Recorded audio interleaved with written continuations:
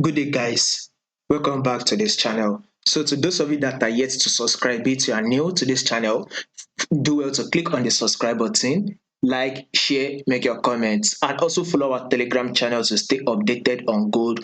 I'll be giving you guys more updates on this gold on the Telegram channel. The link to the Telegram channel will be in the comment section. So let's see what we'll be expecting on gold. So let's start from this movement. The movement started from 2022. You can see it. Gold has been bullish ever since then. It has been giving us one movement which is to the upside. Gold is literally on a bullish move. Now, if you take a look at this, for some time, gold literally ranged within this level before it eventually broke out. So right now, if you take a look at it, we are still on an uptrend move. So this is our high here, our higher low. Here is our higher high, and here comes the higher low. So now gold has given us a new higher high.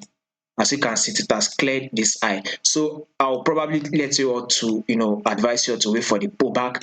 Once gold give you a pullback, then take a buy. So by the way, this week we would be closing bullish on gold. Gold will give us a bullish move this week. So if you are a swing trader or if you are a position trader for this week, you will be speculating a bullish move for gold. So we should expect bullish move. So the best time to actually enter, especially those of you that would love to enter, you can probably wait for a pullback, a little bit of a pullback. Probably if you go to your 4-hour time frame, I think you should be able to see it well.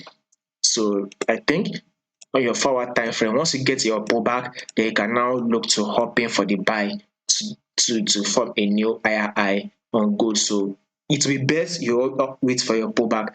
Above all, gold will be bullish this week. So follow our Telegram channel to stay updated. You will find the link in the comment section.